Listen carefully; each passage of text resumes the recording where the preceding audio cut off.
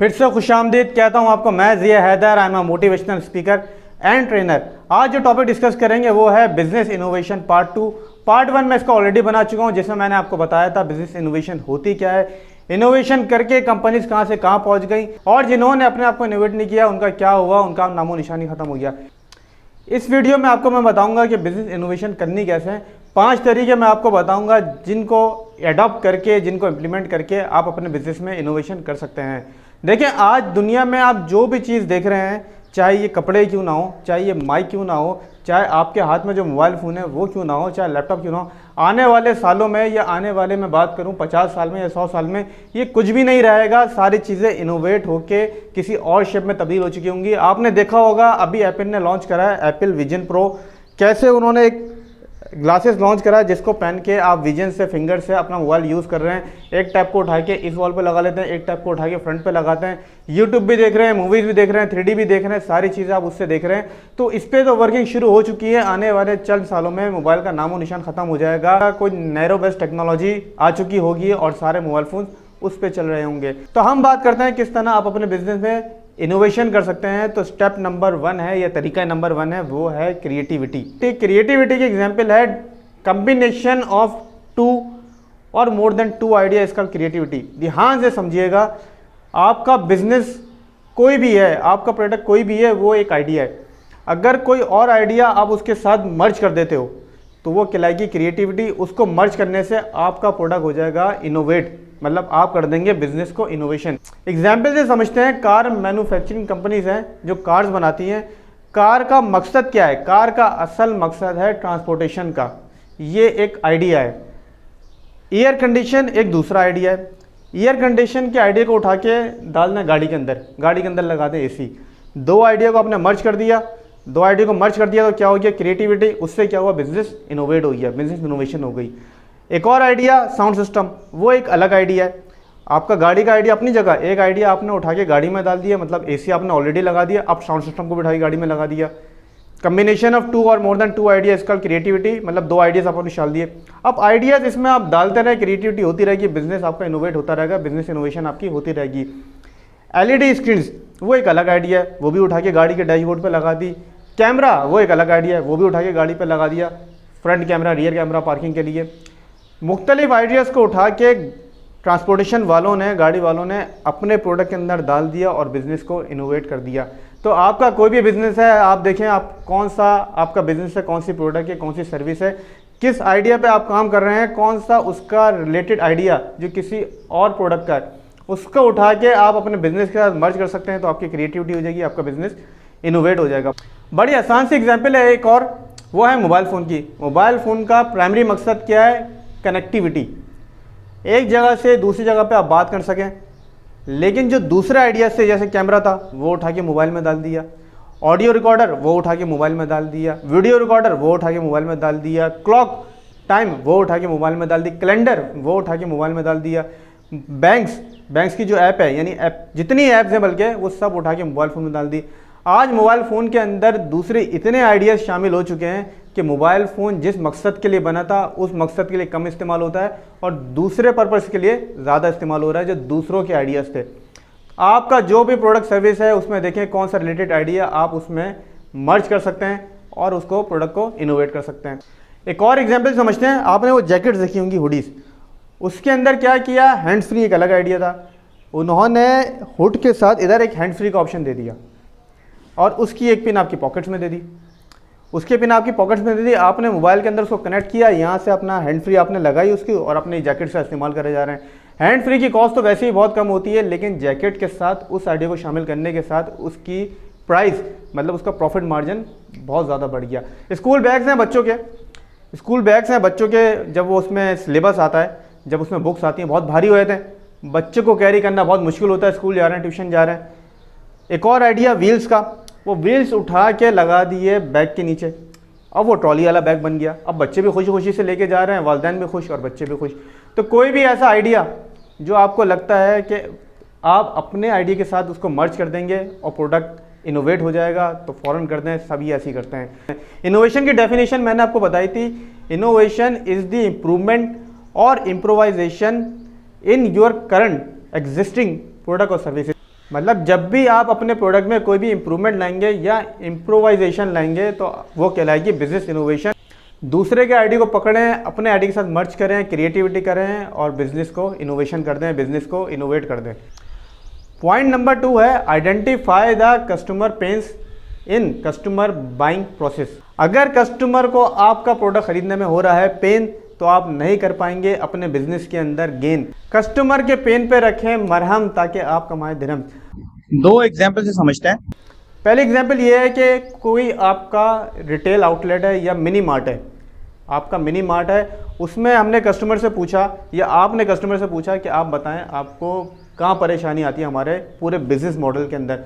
उसने बोला यार परेशानी सिर्फ एक ही आती है, प्रोडक्ट भी अच्छे हैं, सब कुछ अच्छे हैं, जब हम अपना सामान खरीद लेते हैं, कार्ड लेके चेकआउट के लिए जाते हैं तो बहुत लंबी लंबी लाइन होती है, उस पर खड़ा होना पड़ता है, वो हमें बड़ा दुख देता है। अब आपको पता लग गया ये कस्टमर का पेन पॉइंट है।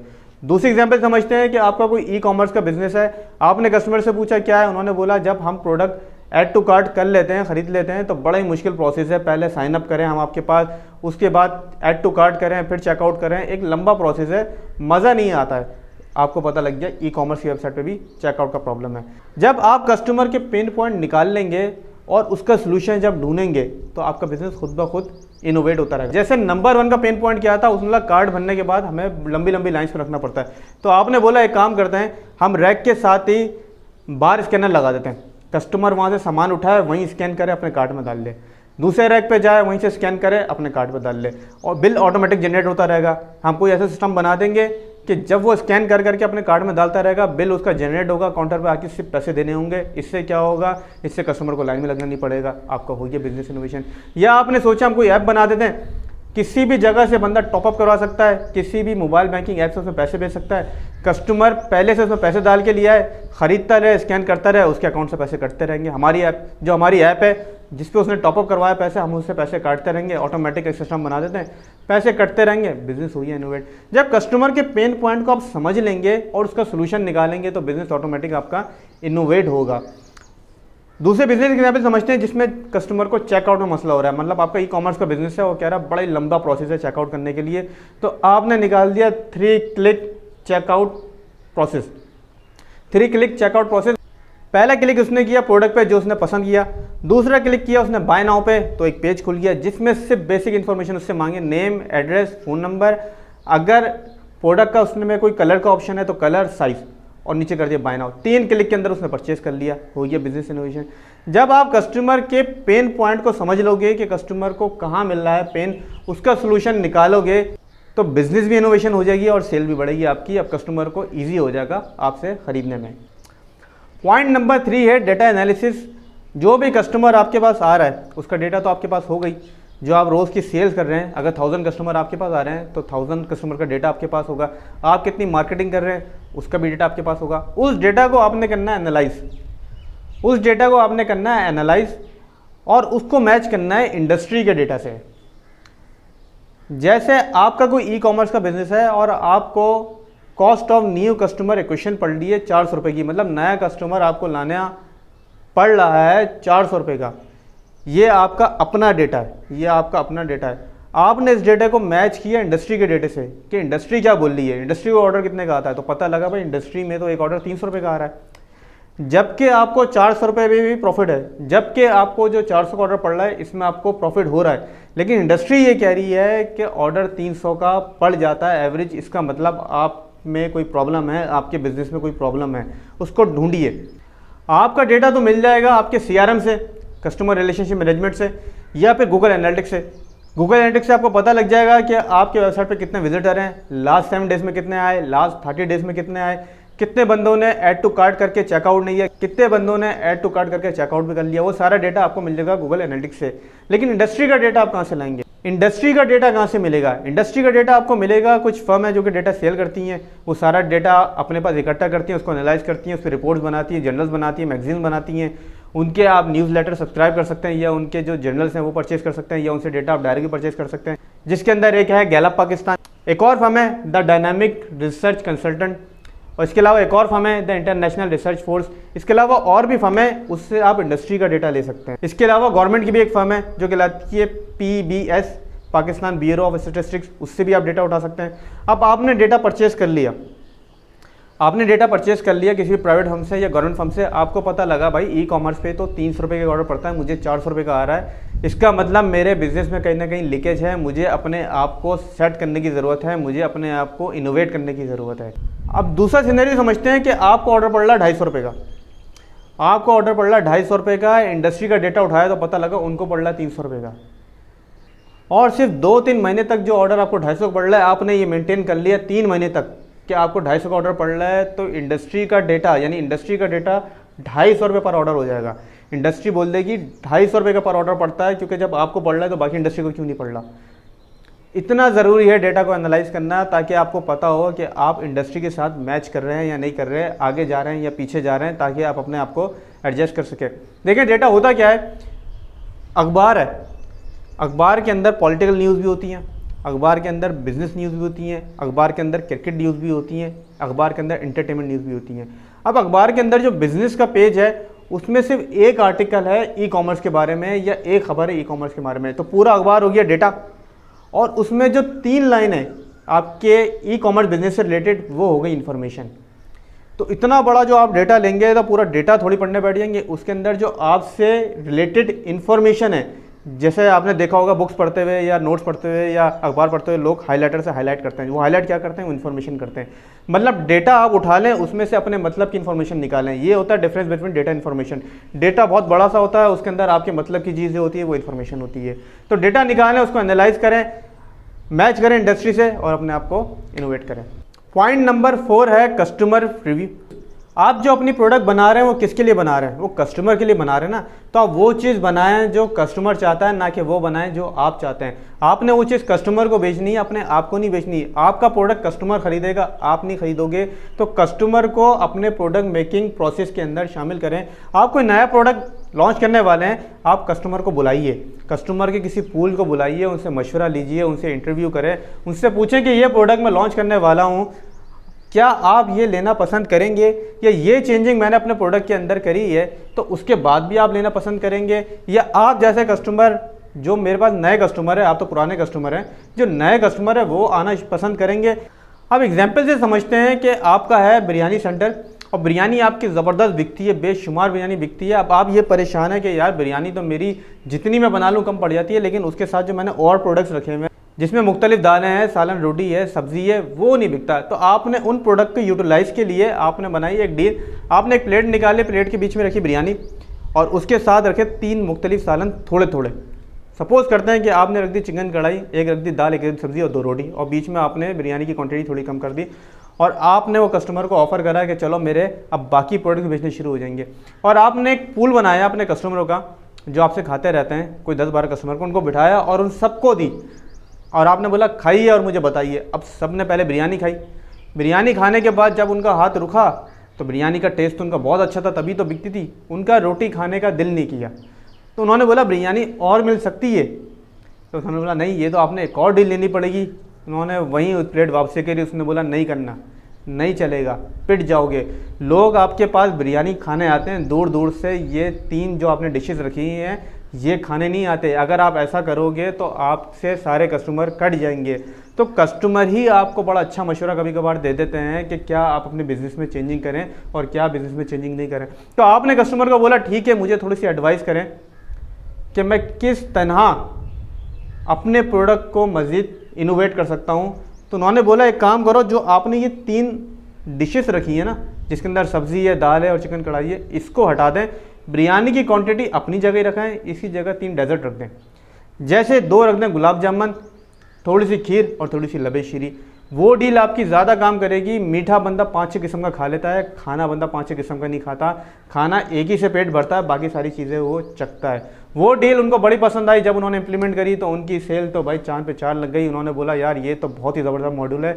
तो जब भी आप कोई प्रोडक्ट लॉन्च कर रहे हैं, कोई चेंज कर रहे हो, इनोवेट कर रहे हैं, उसमें अपने कस्टमर को शामिल करना बिल्कुल ना भूलें, ताकि वो अपनी एडवाइस से आपको अच्छे से अच्छा गाइड करें।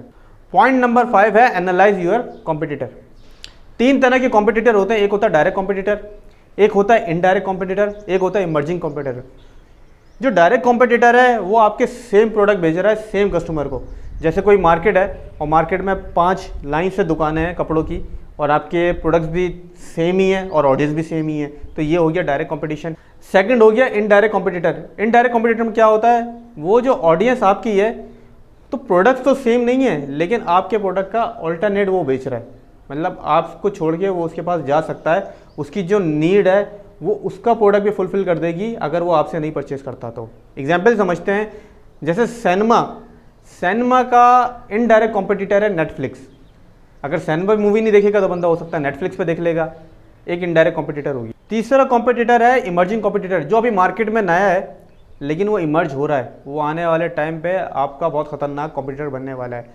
अब आपने अपने कॉम्पिटिटर से एक कदम आगे रहना है, आपने अपने कॉम्पिटिटर से एक कदम आगे रहना है।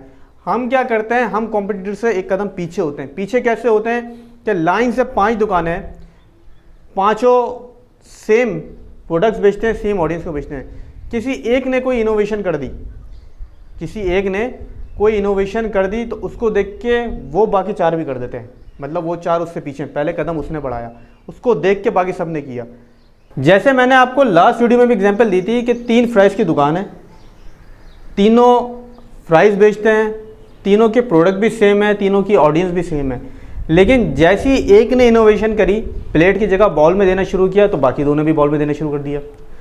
जैसी एक ने प्रोडक्ट की कोई कैटेगरी बनाई कि फ्राइज़ बेचता था, उसने बोला अब मैं बेचूंगा barbecue masala fries, egg fries, pizza fries, तो बाकी सब ने भी ये कैटेगरीज निकाल दी। मतलब वो दो जो हैं वो अपने कॉम्पिटिटर से कदम पीछे हैं। पहले कॉम्पिटिटर चेंजिंग लाता फिर वो लाते हैं, इनको रहना एक कदम आके, मतलब पहले ये चेंजिंग लाएं और जो मार्केट है उसको ग्रैब कर लें, बजाय इसके वो रहते हैं पीछे।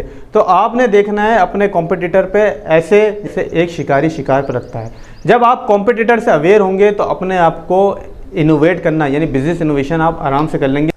उम्मीद करता हूँ ये वीडियो आपको पसंद आई होगी। इस वीडियो को हर उस बंदे को शेयर करें जो बिज़नेस करता है या बिज़नेस करना चाहता है, जो बिज़नेस करता है या बिज़नेस करना चाहता है, ताकि उसकी मदद हो। और चैनल को सब्सक्राइब करना तो बिल्कुल ना भूलें। Thank you.